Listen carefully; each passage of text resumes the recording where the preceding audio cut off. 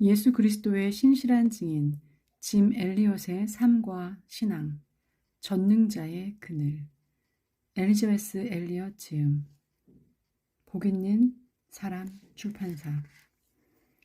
지존자의 은밀한 곳에 거하는 자는 전능하신 자의 그늘 아래 거하리로다. 시편 91편 1절. 발레리에게 아버지의 글을 통해 언젠가 너는 내 기억에 없는 아버지를 알게 될 것이다. 내 글로는 어림도 없는 일이다. 그렇게 아버지를 알게 되면서 너 또한 아버지가 사랑했던 분을 사랑하고 신실하게 따르게 되기를 기도한다. 감사의 말. 짐이 죽기 2달 전쯤 어느 날 오후 나는 짐의 편지와 일기를 읽다가 그를 돌아보며 말했다. 이런 글들이 있어 다행이에요.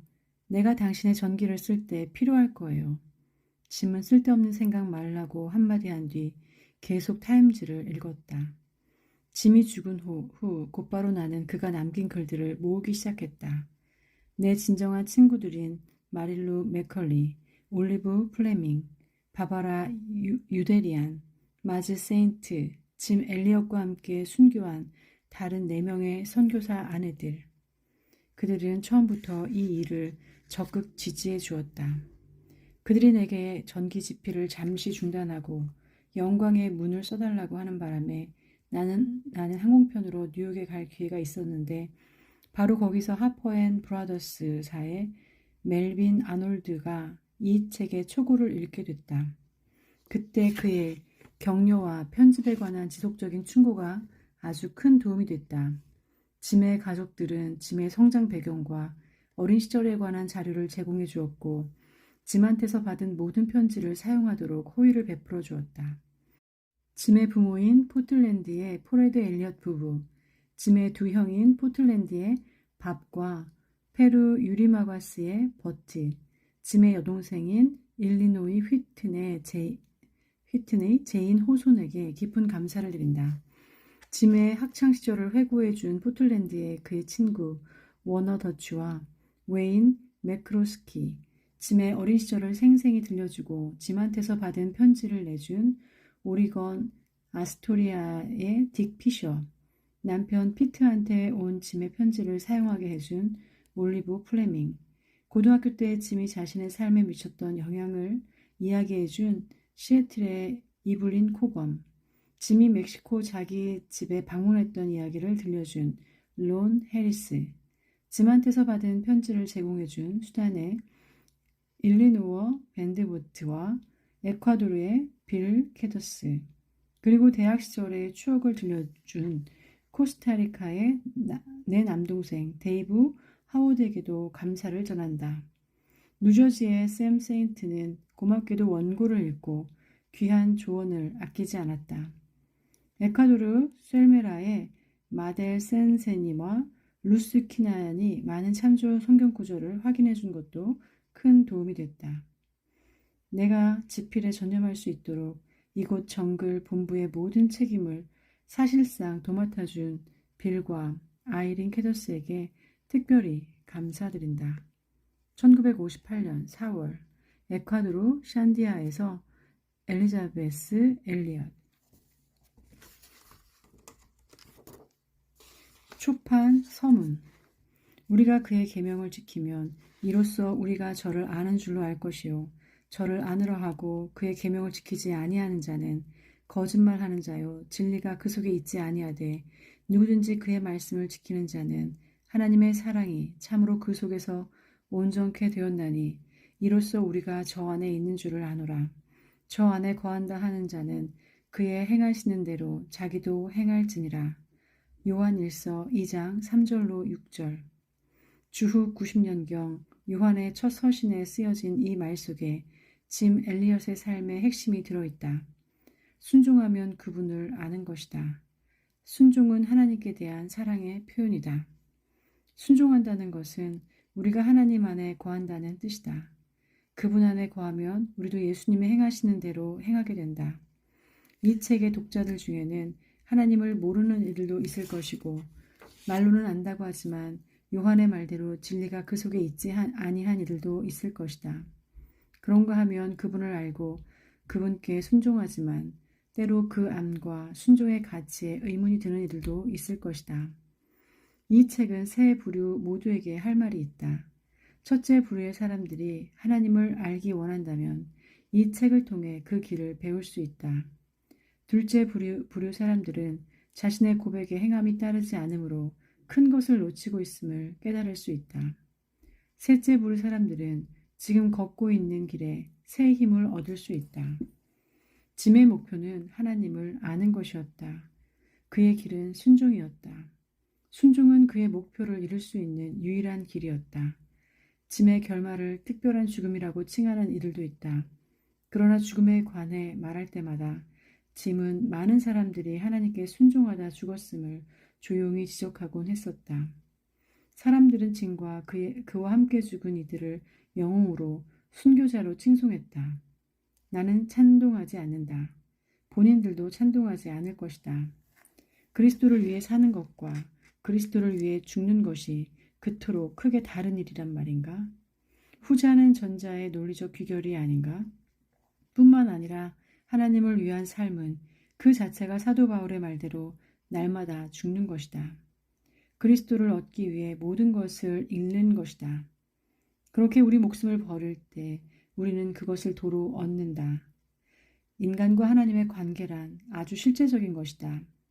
그 관계가 이루어지는 영역은 평범한 삶이다. 오늘 하나님과 인간의 모든 관계는 그분이 평범한 인간의 삶을 사셨다는 사실에 근거함을 우리는 잊어서는 안 된다.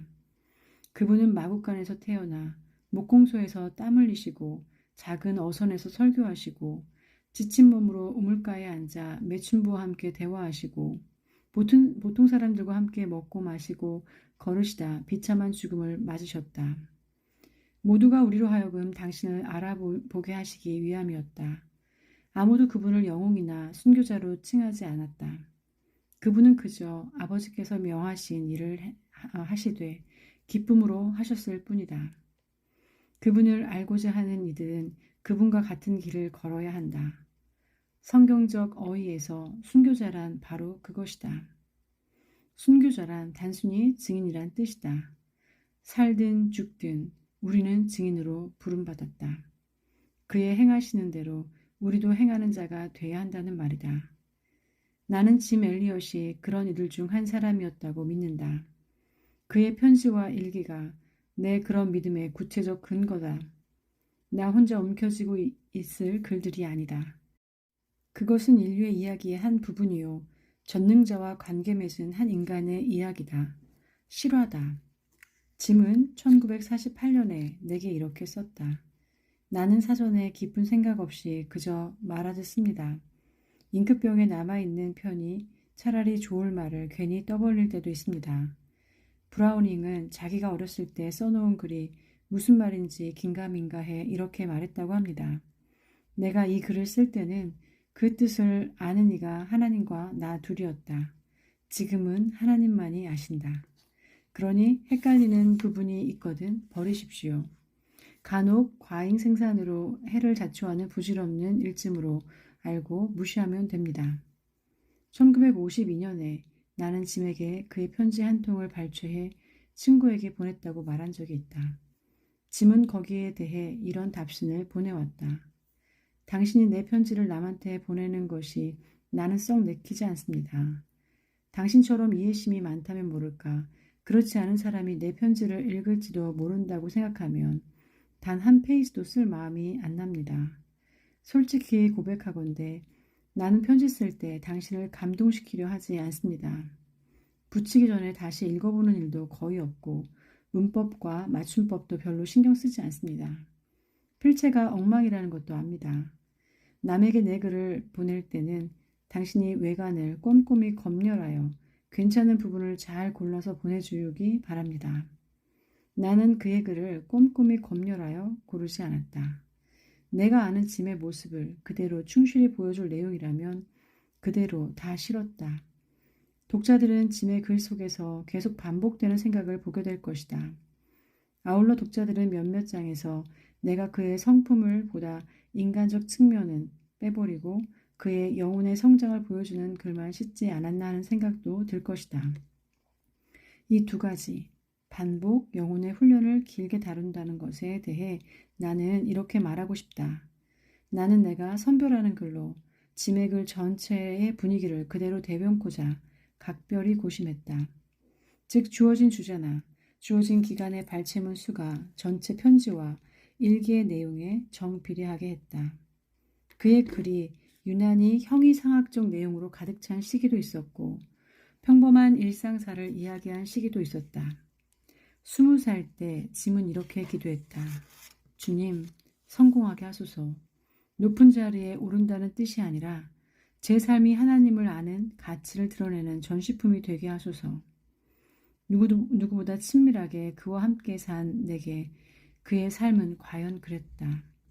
그의 삶은 특별했을까? 책을 읽고 독자들이 스스로 판가름하기 바란다. 독자의 답이 긍정이라면 이 책 속에 그의 행하시는 대로 행한 삶이 보이며 그것이 특별하게 여겨진다면 우리는 기독교의 현실을 어떻게 말해야 할까? 재판, 서문. 최근 그리스도인 고등학생과 대학생 그룹과 저녁을 먹는 자리에서 나는 그들에게 영웅이 있느냐고 물었다. 침묵이 흘렀다. 그들은 서로 바라보다 멍하니 다시 내게 눈길을 돌렸다. 영웅? 영웅이 뭐지? 나는 놀랐다. 그들이 영웅의 정의를 논하는 동안 그 나이대의 내 긴 영웅 목록이 떠올랐다. 나라면 전혀 문제없이 질문에 답했을 것이다. 단어를 정의할 필요도 없었을 것이다. 기드온, 다윗, 다니엘, 사드락, 메삭, 아벳느고, 할렘의 영웅 한스, 플로렌스 나이팅게일, 에브라함 링컨이 19세기와 20세기의 많은 훌륭한 선교사들과 함께 내 목록에 있었다. 없어요. 내 저녁 친구들의 답은 그랬다. 그들에게는 영웅이 없었다. 그렇다면 여러분이 존경하는 사람은 있나요? 잠시 뜸을 들인 뒤 머뭇거리며 나온 말. 그거야 있죠. 연예인들과 운동선수들. 여러모로 늘 삶의 본이 되는 것은 절대 아니지만 목표를 위해 열심히 뛰는 이들. 젊은이들이 참 안 듣기도 하고 약간 막막하기도 해 나는 그들에게 닮고 싶은 사람이 있느냐고 물었다. 그들은 즉시 없다고 잘라 말했다. 그들은 자기만의 모습으로 자기만의 길을 가고 싶어 했다. 나한테는 힘든 일로 보인다. 수로와 항구를 찾으려면 당연히 비춰줄 불빛이 필요하지 않은가? 히브리서 13장 7절 말씀이 생각났다. 하나님의 말씀을 너희에게 이루고 너희를 인도하던 자들을 생각하며 너희 행실의 종말을 주의하여 보고 저희 믿음을 본받으라. 많은 사람들이 여러 다양한 모양으로 내게 하나님의 말씀을 들려줬었다.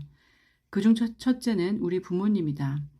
날마다 부모님은 우리에게 기도와 찬송과 성경 읽기를 가르치셨다. 날마다 두 분은 우리 앞에 신앙의 본을 보여주셨다. 그때는 몰랐지만 부모님은 분명 우리 항로의 불빛이었다. 우리 옆집의 루스 리치도 그런 사람이었다.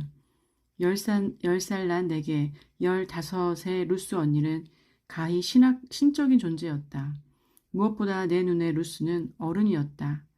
예쁘고 말씨가 상냥하고 여자다운 그녀는 수줍고 철모르는 옆집 아이 나를 남달리 친절히 대해줬다. 그녀는 내 영웅이었다. 나는 루스라면 무조건 좋았다.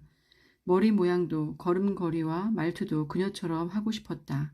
나는 루스를 닮고 싶었다. 내가 12살 때 우리 주일학교 선생님은 제인 화이트라는 어여쁜 숙녀였다. 내 기억에 그녀는 우리 말썽꾸러기 사춘기 아이들에게 인내심을 잃은 적이 없었다. 그렇게 중고등학교 여학생들만 무려 54년이나 가르쳤다. 그녀는 우리를 결혼식에 초대했고 자기네 신혼집에서 처음 열린 조촐한 파티에도 불렀다. 나는 그녀가 작은 아파트를 꾸민 모습이 좋았다. 그녀의 옷도 좋았다. 그녀는 나의 이상이었다. 우리 집은 많은 선교사들을 대접했고 고등학교와 대학교 때 나는 선교사들의 전기를 읽기 시작했다. 허드슨 테일러, 데이비드 브레이너드, 존 베티 스템, 에이미 카마이클의 삶은 내 꿈과 동경에 깊은 영향을 미쳤다.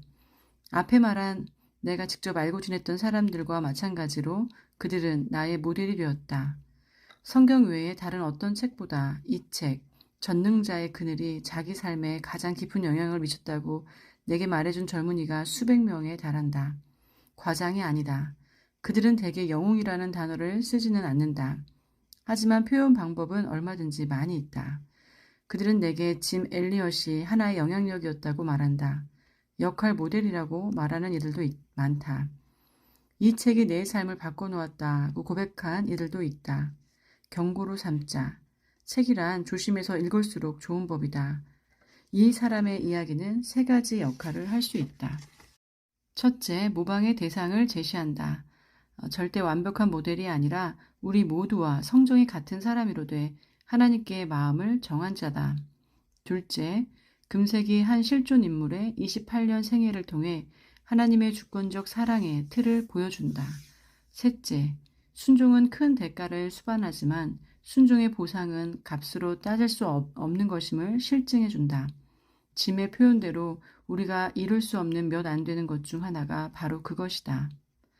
북아일랜드 벨파스트의 젊은 형사가 생각난다. 언제 총에 맞거나 무릎이 날아갈지 모르는 상황에서 날마다 도시에 폭파된 철조망 구역에 들어갈 때면 두렵다고 그는 내게 말했다. 그의 고백이다. 나는 아내와 어린 자식들이 있습니다. 내가 무서운 것은 그들 때문입니다. 그때 누가 내게 전능자의 그늘을 주었습니다. 밤에 잠자리에서 그 책을 읽는 동안 시종 울며 기도했습니다. 오래 걸렸습니다. 그 책은 내 믿음을 굳게 해주었습니다. 짐 엘리엇이 하나님을 위해 어둠 속에 뛰어들 수 있었다면 나도 할 수 있다는 생각이 들었습니다. 들을 귀 있는 많은 사람들이 짐의 삶과 사역의 결과를 묵상하며 그의 신앙을 본받게 되기를 기도한다. 1988년 10월 매사추세츠 맥놀리아에서 엘리자베스 엘리엇. 프롤로그. 1949년 대학생 때 짐은 이런 글을 남겼다. 영원한 것을 얻고자 영원할 수 없는 것을 버리는 자는 바보가 아니다. 그로부터 7년 후 어느 여름날 오후 이 글이 쓰여진 기숙사 방과 아주 먼 곳에서 짐은 다른 네 젊은이와 함께 삶은 콩과 당근으로 저녁 식사를 마치고 있었다. 그들은 에콰도르 정글 속 쿠라라이 강의 흰 모래밭에 함께 앉아 사람들이 오기를 기다리고 있었다. 사랑하지만 한 번도 만나보지 못한 이들. 지금은 온 세계에 아우카족으로 알려진 야만적 원시 살인족이었다. 이틀 전 오랜 꿈이 일부나마 이루어졌다. 지금 앉아있는 그 모래밭으로 3명의 아우카 인디언이 그들을 만나러 왔던 것이다. 세심한 준비로 학술고대에 온 첫 우호적 접촉은 대성공이었다. 한 젊은 남자가 여자 둘을 데리고 강 저편 푸른 정글 속에서 걸어 나와 약간 머뭇거리다가 짐 엘리엇의 손을 잡았다. 짐은 강을 가로질러 다른 백인들이 있는 곳으로 그들을 안내했다. 벌거벗은 원주민들은 일단 의심하는 눈치였다. 그럴 만도 했다. 그들은 지금 자기들 견 모래밭에 서 있는 것과 비슷한 대형 헬기를 타고 날라왔던 백인들을 알고 있었다. 알고 보니 그 백인들은 믿을 수 없는 자들이었다. 그러나 다행히 이 5명의 남자들이 호의를 보이려 애쓴 몇 주 동안 원주민들은 이번에는 다른 꿍꿍이 속이 없다는 느낌을 받았다. 처음에 이 백인들은 아우카족에게 선물을 떨어뜨렸다. 과거에 받았던 것과 비슷하게 벌채 칼, 냄비, 리본, 옷 등으로 그들이 가장 좋아하는 물건이었다. 인디언들은 주기적으로 나타나는 노란색 헬기 소리를 기다리기 시작했다. 셋 이상은 셀 수 없는 종족인 그들이 주 단위의 리듬을 알아차렸는지 의문이지만 모터 소리가 들리면 그들은 카사바 밭에서 나뭇잎으로 이형을 엮은 커다란 타원형 집에서 카누를 타고 고기를 잡던 강 하류에서 뛰어왔다. 거기 얼굴이 하얀 낯선 남자들이 다시 와 있었다. 그들은 손을 흔들고 소리를 지르며 줄에 바구니를 달아내렸고 그러면 인디언들은 갖가지 선물을 손에 쥐었다. 그런데 저 소리는 갑자기 공중에서 큰 소리가 났다. 인디언들의 언어로 말이다. 남자가 그들에게 말하고 있었던 것이다. 오십시오. 우리는 여러분의 친구입니다. 우리는 여러분을 좋아합니다. 우리는 여러분의 친구입니다. 저들은 다른 백인들처럼 인디언의 땅을 빼앗고 작물을 망치고 사람을 죽일 의사가 없는 것일까? 그것이 가능할까? 믿는 쪽으로 마음을 돌아서는 이들도 있었다. 그들에게 한 가지 생각이 떠올랐다. 이 남자들한테 기회를 줘보자. 저들의 진짜 의도를 알아볼 만도 하지 않은가? 낯선 자들과 어울린다면 인디언에게 그보다 더 큰 득은 없을지도 모른다. 다음 주에 그들은 다시 헬기 선물 장소로 왔다. 발칙기에 천천히 돌고 있는 바구니 안에 누군가 종려나무 잎을 단 아름다운 깃털관을 올려놓았다. 나중에는 모험시 및 특출한 한 아우카인이 파이퍼 가정용 경비행기와 아주 비슷한 작은 모형 비행기를 만들어 자기 집 지붕에 달기도 했다. 아라후노의 선교 기둥에 모형 비행기가 달려 있었는데 혹 거기까지 몰래 와 그것을 살펴보고 갔던 것일까? 아니면 순전히 독창적 생각으로 모형 비행기를 만든 것일까? 어느 날 아우카족 사람들은 공중을 선회하던 헬기로부터 한 남자의 목소리를 들었다. 우리는 쿠라라이 강에 있습니다. 오십시오. 우리를 만나러 오십시오. 일부 원주민들에게는 있을 수 없는 일이었다. 여전히 백인들에 대한 의심과 오랜 두려움에 젖어 있었던 그들은 이틀을 망설였다. 무성이 우거진 정글 속에서 상황을 살피고 있는지도 모를 일이었다. 그들은 정글의 얼룩배기 스라소니만큼이나 순식간에 그 속으로 자취를 감추는 법을 알고 있었다. 그러나 사흘째 되던 날 그들의 호기심이 혹 다른 동기였을지 누가 알겠는가. 그것이 두려움을 이겼다. 강변을 오르락 내리락하는 5 남자의 초청에 응해 3명의 젊은 인디언이 모습을 드러낸 것이다. 백인들은 도대체 누구일까? 털복숭이의 얼굴과 팔을 하고 덩굴에서 그네를 타는 원숭이의 형제일까? 불편한 덮개를 걸친 채 벌거벗고 통 걸을 줄 모르는 아마딜로의 형제일까? 하늘에서 왔으니 어쩌면 태양을 만든 자의 자손일지도 모른다. 하지만 그들은 웃었고 인디언이 알아들을 수 있는 말로 말했고 음식을 선물로 주었다. 음식은 음식일까? 틀림없을 것이다. 인디언들이 알았던 것과는 전혀 달랐지만 어쨌든 맛있었으니까. 햄버거, 빵, 레모네이드, 겨자, 그들이 먹던 퍼석퍼석하고 거북한 카사바 뿌리, 멧돼지 고기, 땅콩에 비할 바가 아니었다. 그리고 그 신기한 물, 백인이 그것을 한 인디언, 백인들 사이에서 조지로 통하던 그 사람의 손에 조금 부었고 그것을 몸에 문지르자 벌레들이 마술에라도 걸린 듯 더 이상 몸을 물지 않았다. 백인들은 끝이 까만 나무토방 모양의 물건으로 부드럽고 하얀 이파리 같은 것 위에 연신 이상한 기호를 그리고 있었다. 그리고는 그 기호를 유심히 들여다보며 인디언들이 쓰는 단어를 말하곤 했다. 하지만 자기들끼리는 이상한 소리를 냈다. 정녕 말은 아니겠지? 아니 서로 알아듣고 대화하는 듯한 모습으로 보아 말이 틀림없으리라. 하지만 인디언의 귀에는 들리지 않았다. 게다가 인디언이 말을 걸면 그들은 왜 대답이 없는 것일까? 젊은 여자가 커다란 헬기 표면을 만져보니 매끄러웠다. 느낌이 무엇과 같기도 했지만 실은 그녀가 알고 있던 어떤 것과도 달랐다. 집에 돌아가면 사람들에게 어떻게 설명할 것인가? 바나나 잎사귀 같다고? 하지만 바나나 잎은 이렇게 넓고 딱딱하지 않다. 그녀는 헬기에 자기 몸을 황홀한 듯 비벼댔다. 이 물건은 도대체 어떻게 하늘을 난단 말인가? 조지는 궁금해 견딜 수 없었다. 그는 헬기의 머리 부분과 배 부분을 차례로 들여다봤다. 저 날개는 도무지 파닥거릴 것 같지 않은데 어떻게 움직일까? 몸짓과 소리로 그는 조종사에게 자기는 무섭지 않으며 날아보고 싶다는 뜻을 알렸다. 무서운 굉음을 내며 그들은 나무 위로 높이 떠올랐다. 그의 근시 안에 세상은 얼마나 이상해 보였을까? 이 정글의 인디언은 거대한 우주와 머나먼 수평선을 전혀 모르고 있으니 말이다. 그는 반 밑의 황토색 흙과 나무의 키와 저만치 굽이치는 강의 짧은 거리밖에 모른다. 집의 위치를 알고자 나무에 올라 연기를 살핀 적은 있을지 모르지만 지금 자기 밑에 드넓게 펼쳐진 이런 세상은 한 번도 본 적이 없었다. 갑자기 달라진 아래 세상에 그의 시선이 멎었다. 사람들, 깨알 같은 사람들이 돌아다니고 있었다. 그들은 전에 백인들이 머리 위로 날고 있을 때처럼 작아 보였다. 그의 부족 사람들이 틀림없었다. 헬기는 낮게 원을 그렸다. 거기 그의 형제와 아버지와 늙은 할머니가 있었다. 그가 큰 소리로 외치자 그들이 깜짝 놀라 쳐다봤다. 헬기는 다시 높이 떠올랐다. 그는 기뻐 어쩔 줄 몰라 강변으로 돌아가는 내내 소리를 질렀다. 갑자기 넓고 눈부시게 펼쳐진 하얀 모래밭이 나타나더니 불쑥 솟아올라 헬기를 맞았다. 헬기는 한동안 사람의 이가 덜덜 부딪힐 정도로 지면 위에서 요동하더니 마침내 흔들리던 나무들이 멎었다. 두 여자가 그대로 기다리고 있었다. 하늘에서 본 것을 그들에게 어떻게 말할 것인가.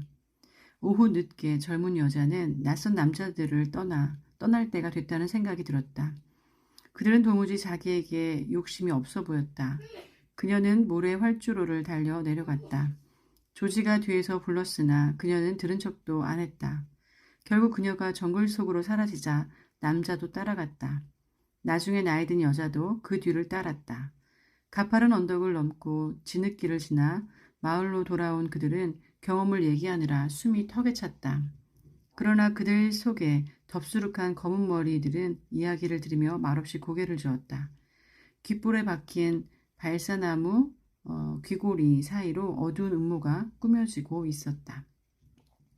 쿠라라이 강변의 5 남자는 이튿날에도 친구들이 돌아오기를 간절히 기다렸다. 전처럼 강변을 오르락 내리락하며 그들은 이미 배워둔 몇 안 되는 아오카마를 큰 소리로 외쳤다. 부족을 탈출해 한 선교지부 근처 농장에 살던 아오카족 사람한테 배운 말이었다. 그러나 굽이진 강 양편으로 천여림의 정적만이 그들의 외침에 답하고 있었다. 갑자기 나무 하나가 쓰러져 모두 바짝 긴장하며 기대하기도 했으나 아무 일도 없었다. 결국 짐 엘리엇은 시계를 보았다. 좋습니다.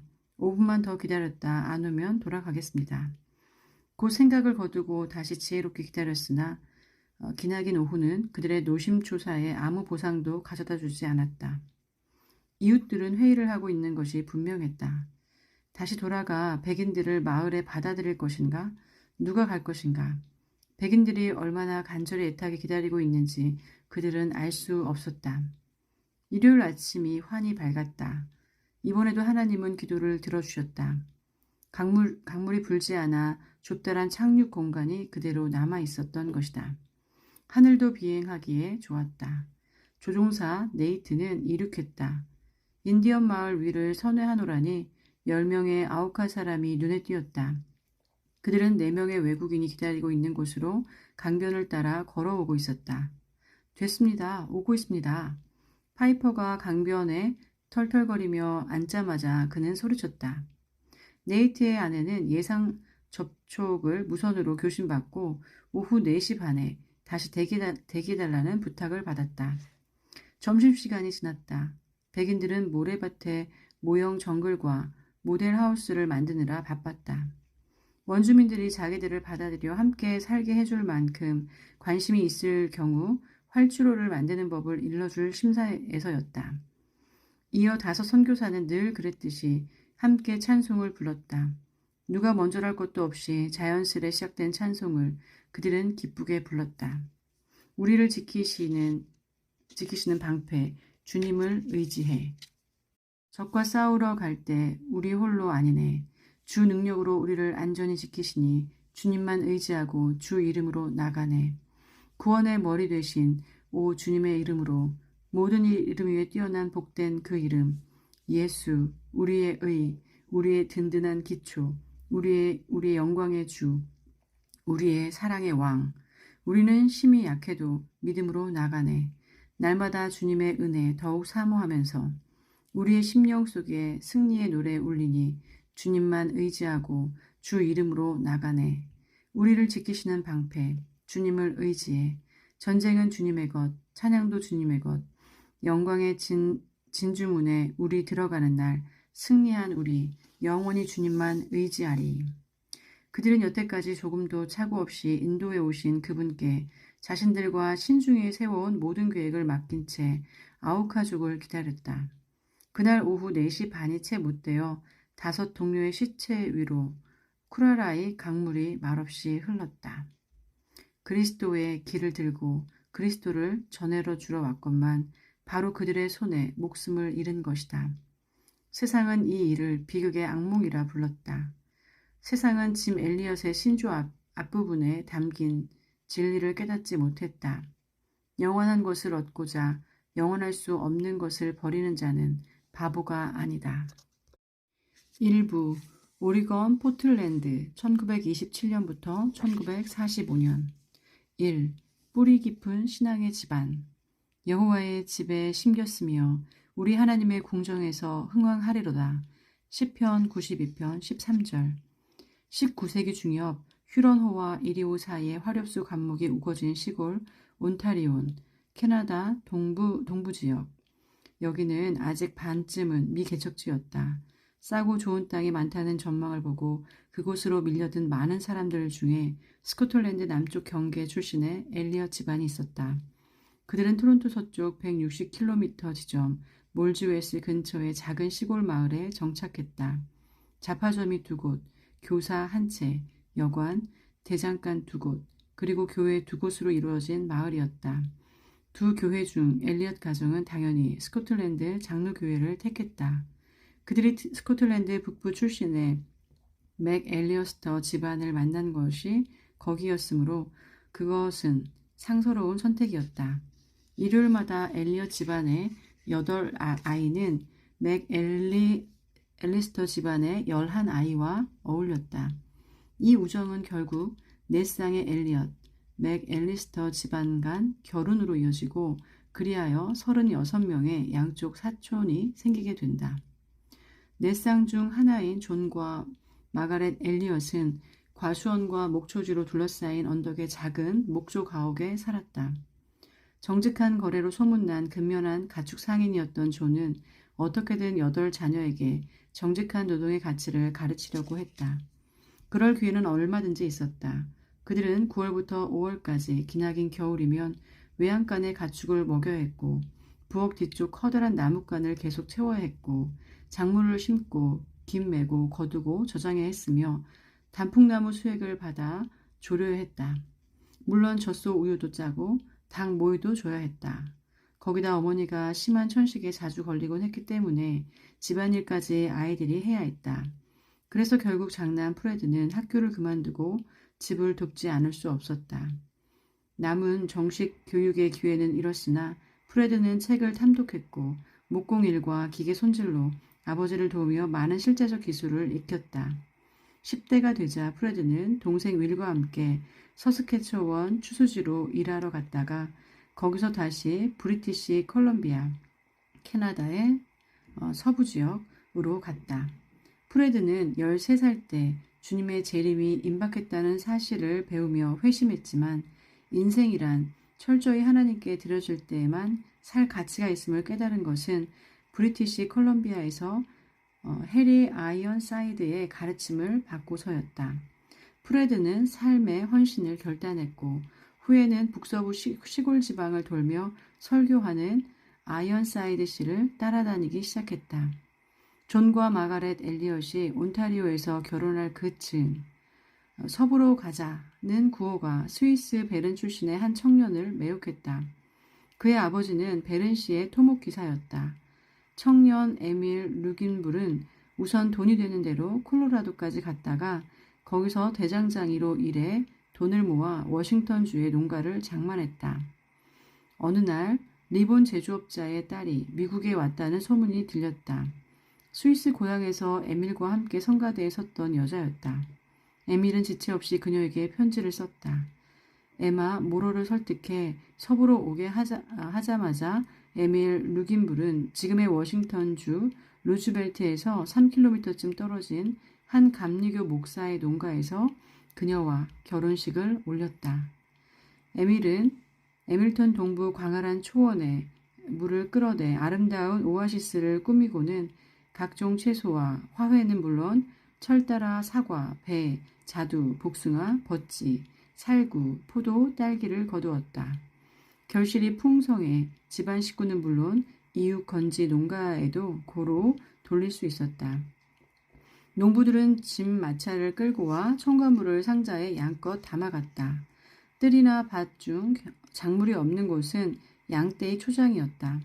초장은 애덤스 산 구릉지대까지 굽이굽이 드넓게 펼쳐져 있었고 그 위로 저녁나절 푸르스름한 자줏빛 안개가 덮이곤 했다. 룩인불 집안의 두 자녀 짐과 클라라는 하루에 1시간밖에 놀 수 없었다. 짐은 창고와 외양간 일, 클라라는 빵 굽기와 집안일과 가끔 양치는 일을 하다 보면 남은 하루가 다 갔다. 키다리 포플러 나무 사이에 커다란 목조가옥에 자리한 이 농장에 어느 날 순회 목사 아이언 사이드 씨가 젊은 친구 프레드 엘리엇과 함께 왔다. 18살의 클라라 루긴불은 당시 자신이 삼촌집의 한 일꾼과 사랑에 푹 빠져 있다고 생각했다. 3년 후 오리건 포틀랜드의 척추교정학교에 다닐 무렵 그녀는 어느 작은 침례교회 집회에 참석했는데 마침 설교자는 프레드였다. 아이언 사이드 씨가 그에게 설교를 권했던 것이다. 클라라는 밤마다 다른 남자 친구와 같이 왔다. 월요일 밤 푸른 눈에 어여쁜 아가씨를 봤을 때만 해도 프레드는 동행한 남자가 이미 선택받은 자인 줄 알았다. 그러나 화요일 그녀 옆에 다른 남자가 있는 것을 보고 프레드는 얼굴이 밝아졌다.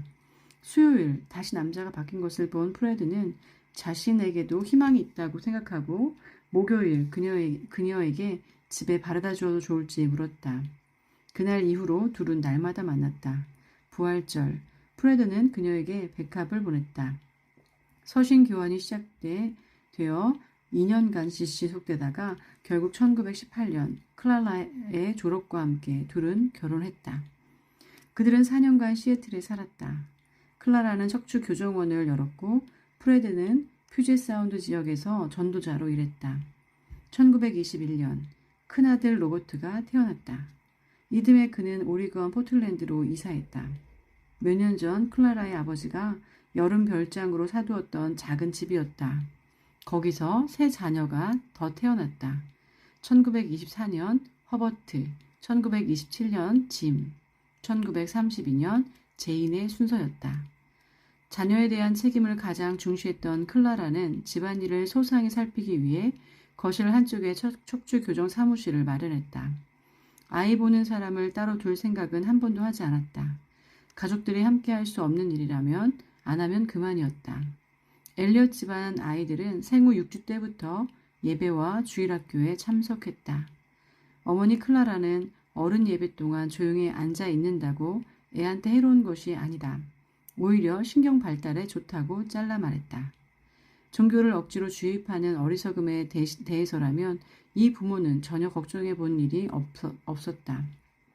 그들은 아이들이 잘 되기 원했고 돈은 저주가 될 수 있으니 돈만 빼고 라고 그들은 말했다. 그래서 몸은 물론 영혼을 돌봐주고 기타 힘 닿는 대로 좋은 것이라면 다 주었다. 행여 신앙 지도의 필요성을 수긍하지 못하는 아이는 취침 시간에 몸의 휴식의 필요성도 포기해야 했다. 이렇게 부모는 아이들을 잠자리로만이 아니라 동시에 하나님께로 인도했다. 프레드 엘리엇은 날마다 자녀들에게 성경을 읽어주었다. 그는 아이들에게 모든 것에 뛰어나신 그리스도의 영광을 보여주려 했고 그러면서 율법주의나 금령 목록만은 늘 삼가려고 유의했다. 그는 나는 아이들을 위해서도 기도했지만 아이들과 함께 기도했다고 말한다. 4명의 아이 모두 어려서 예수님의 부름을 듣고 그분을 따르기로 했다. 어느 날 밤 어머니와 함께 집에서 돌아온 짐은 이렇게 말했다. 엄마, 주 예수님이 언제 오셔도 좋아요. 이제 저도 구원받았으니 우리 식구들을 다 데려가실 수 있잖아요. 제이는 예수님을 알기에는 아직 너무 어려요. 짐의 나이 아직 6살밖에 안 됐을 때였다. 짐은 구원에 대한 자기 믿음을 어린 친구들에게 말해주기 시작했다. 잔디밭 그네에 앉아 설교한 것이다. 엘리엇 가정은 늘 친구들한테 활짝 열려 있었는데 그 중에는 세계 각지의 선교사들도 있었다. 이것은 내 자녀에게 깊은 인상을 남겼다. 손님 접대의 예의를 가르쳐 주었을 뿐 아니라 여러 부류의 사람들을 알 수 있는 귀한 기회도 됐다. 짐의 어머니는 자기 침대를 양보해야 했는데도 아이들은 사람들 오는 것을 좋아했다. 집에서 사람들을 자주 새로 접하다 보니 다들 활달하고 거리낌 없고 남 앞에서도 수줍음을 모르게 됐다고 말했다. 아이들의 훈육에 무엇보다 강조된 것은 순종과 정직이었다. 반면에 장난치고 까부는 것은 짐짓 못 본 채 하거나 가벼운 꾸지람으로 끝났다. 부모는 말대로 시행할 뜻이 없는 한 공연히 윽박지르지 않았다. 빈말뿐인 위협은 부정적인 것이며 아이들의 정의감을 해친다고 믿었던 것이다. 좀 더 심각한 벌은 아버지 프레드 엘리엇의 몫이었다. 그는 은밀하게 하려고 간혹 매질을 미룰 때도 있었다. 아이들이 14살이 되자 부모는 다들 예수님을 자기 삶의 구주와 주님으로 모셨으니 지금부터 자기 행동을 주님께 직접 책임져야 한다고 말했다. 어머니는 엄마 아빠가 모른다고 행여 아무 탈 없겠거니 생각하지 말아라. 하나님이 아시고 그분 방식대로 벌하신다고 그들에게 말했다. 그들은 야외에서 보내는 시간이 소중함을 배웠다. 겨울이면 후두산에서 썰매를 탔고 여름이면 험한 오리건 해변으로 소풍을 갔다. 워싱턴의 낡은 루긴불 농가를 방문하기도 했는데 그럴 때면 잔디밭 언덕에서 달리는 시합도 하고 건초더미에서 구르기도 했다. 간혹 허락을 맡아 양떼를 돌보고 새끼 양을 먹이기도 했다. 부모는 아이들을 가축시장에 데려갔고 유실소와 채소와 동물을 키우는 법을 가르쳤으며 아이들과 즐거운 시간을 함께 보냈다. 아이마다 취미가 달랐는데 짐의 취미는 모형 배와 비행기 만들기, 우표 수집, 책 읽기였다. 짐의 미적 감각은 뜻밖의 일로 표현되곤 했다. 어머니의 회고에 따르면 어느 날 오후 장에 갔다 지친 몸으로 집에 와보니 식탁에 낙엽으로 만든 큰 꽃다발이 있었다고 한다. 짐이 어머니를 위해 만들어둔 것이었다. 짐은 집 바깥에 호랑이 가시나무와 장미는 물론 주택과 정원, 부엌 모서리 커튼이나 거실 양탄자 색에 남다른 흥미를 보였다. 초등학교 교사는 어려서부터 그림 그리기를 좋아한 짐을 귀여워해 교실에 짐의 그림을 쭉 붙여두었다. 그러나 짐의 학교 친구 딕 피셔의 기억은 미술에 대한 취미와는 다른 내용이었다. 나의 가장 생생한 기억은 이렇다. 나는 운동장 감시를 맡았습니다. 아이들이 다 오면 내가 자전거를 기둥에 묶어 잠가야 했지요. 나는 항상 짐을 기다려야 했습니다. 날마다 짐이 배를 울리며 8번가를 쏜살같이 달려와 게이블 장의사 앞 자갈밭을 미끄러지듯 지나서 안식의 교회 뜰 안 통로의 담장을 돌아섭니다. 그리고는 마침내 자욱한 먼지를 날리며 학교 운동장을 신나게 가로질러 오지요. 기둥 앞에서 브레이크를 밟고 자전거에서 뛰어내려 늦었다고 뭐라고 중얼거리고는 고맙다고 말한 뒤 학교 안으로 사라지던 모습이 기억납니다. 1년 내내 내가 짐을 접한 것은 그렇게 정신없이 달려왔다 사라지던 그 모습이 전부입니다.